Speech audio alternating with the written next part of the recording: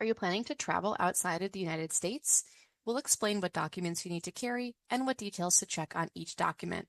Having valid documents is a requirement for international travel.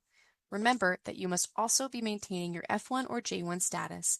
If you are not currently in status, it could negatively impact your ability to return to the U.S. Check out our How to Succeed as an F-1 or J-1 student videos for details on maintaining status. Let's talk about your passport. To enter the U.S., your passport must be valid at least 6 months into the future, and your passport cannot expire while you are here in the U.S. If your passport will expire soon after you arrive in the U.S., we recommend extending your passport before you get here. A visa and your I-20 or DS-2019 are very different documents. It's important to use the correct terminology when talking about your immigration documents. Please note that Canadian citizens do not have visa stamps. However, all the other rules and regulations we are discussing in the presentation do apply to Canadian citizens. Your visa is an entry document. It determines how many times you can enter the U.S. and in which status. Look at the Entries section on the visa. If it has the letter M, that means you can enter multiple times as an F1 or J1 student before the expiration date. If this section has something else, like the number 1, 2, or a letter S, you are limited to 1 or 2 entries to the U.S. Please be sure to contact ISS if you have any questions about this. Now, your visa does not determine how long you can stay in the U.S. This is a common misunderstanding. This is only necessary to have a valid visa when you are entering the States. The visa is like your ticket in. Once you are here in the U.S., it is your I-20 or DS-2019, I-94, and student status that determine how long you can stay. After you make your first entry to the U.S. using your student status, if you later travel internationally, you must always have a valid F-1 or J-1 visa when you return for your studies. Now, there is an exception to this requirement about having a valid visa. If you are traveling to Canada, Mexico, or certain Caribbean islands, some of you will not need a valid visa to do that. However, there are always things to consider if you're traveling, so please be sure to check our website and consult with an ISS advisor if you have any questions and your visa expires during your studies. The exception I mentioned is called automatic revalidation. Automatic revalidation allows certain non-immigrants who meet the requirements listed here to return to the U.S. with an expired U.S. visa stamp in their valid passport after visiting Canada, Mexico, or certain adjacent islands for less than 30 days. There are some important considerations to have in mind. If you apply for a visa while outside the U.S., then you cannot use automatic revalidation.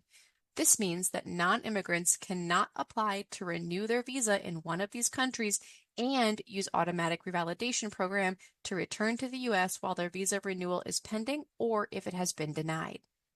Additionally, if the trip includes countries other than those addressed under automatic revalidation, or if the trip is longer than 30 days, students must plan to have a valid visa before returning to the U.S. A student whose visa has been canceled or revoked is not eligible to use automatic revalidation. And if you've had your passport renewed, keep in mind that students with new passports must carry both the current passport as well as the old passport containing your visa when you re-enter. For automatic revalidation, not all Caribbean islands are included. A complete list can be found by scanning this QR code or visiting www.ice.gov/cvis/travel. If citizens of your country are normally required to have a visa when you travel to Canada, Mexico, or any of the Caribbean islands, you must also have a visa if you plan to travel using automatic revalidation. You can find a list of citizenships requiring visas on the websites for each country. Automatic revalidation does not eliminate any visa requirements for Canada, Mexico, or adjacent islands. Let's look at your I-20. When entering the U.S., be sure that you have a printout of your signed I-20. You cannot show your I-20 on your phone or laptop at the port of entry. Remember, all students must hand sign their I-20 at the bottom of page 1. Additionally, check the details on your I-20. Be sure your program dates listed on page 1 are accurate and current. If you are an enrolled student, your I-20 program date cannot expire before your studies. If any information needs to be updated, like the examples listed here, you need to request an update on UB Global. Contact ISS if you think you need an update on your I-20. For those with J-1 status, you have a DS-2019 instead of an I-20. When entering the U.S., please be sure to have the original DS 2019 printed with your signature at the bottom. As a reminder, be sure to apply for a DS 2019 extension before your DS 2019 program end date expires if you need more time to complete your program requirements. Most students will have an electronic I-94. Paper I-94s are rarely issued now, but if you were here in the past, you might remember them. In most cases, immediately after entry, you can log onto the website on this page or Google CBP I-94 and you can access your I-94. If you've taken a short trip to a neighboring country like Canada or Mexico, a new I-94 may not be issued for you. There's no need to worry, that's perfectly normal. You do not need to give a copy to ISS each time you travel. However, we do recommend that you keep a copy of each new I-94 for your own records. Many students choose to travel home during school breaks. International travel after your first entry to the U.S. is common, and many of the required documents remain the same. However, there are a few differences. In addition to your valid passport and visa, you will also need a signature on your I-20. This is called a travel endorsement. You can find information about that in a different video. We also recommend that you continue to have available financial documents, your SEVIS I-901 fee, and proof of enrollment at UB.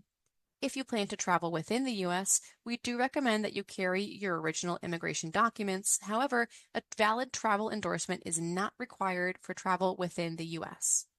Lastly, please do not plan on any international travel during the first weeks of the semester. During this time, ISS is reporting student arrivals and activating SEVIS records.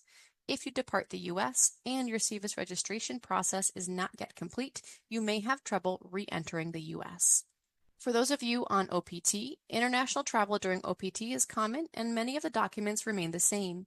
In addition to your valid passport, visa, and I-20 with travel endorsement, you will also need to carry your employment authorization document or EAD card. We recommend additionally that if you have a job or job offer, you carry a letter with you confirming this. Be sure that the employment matching your employment letter is reflected in the SEVP portal. If you have not reported your employment information or U.S. address to SEVP, follow the instructions on our Maintaining F-1 Status while on Post-Completion OPT or Maintaining F-1 Status while on OPT STEM Extension pages. For any J-2 or F-2 dependent, please keep in mind that they must always also have valid travel endorsements or validations prior to travel and valid immigration documents.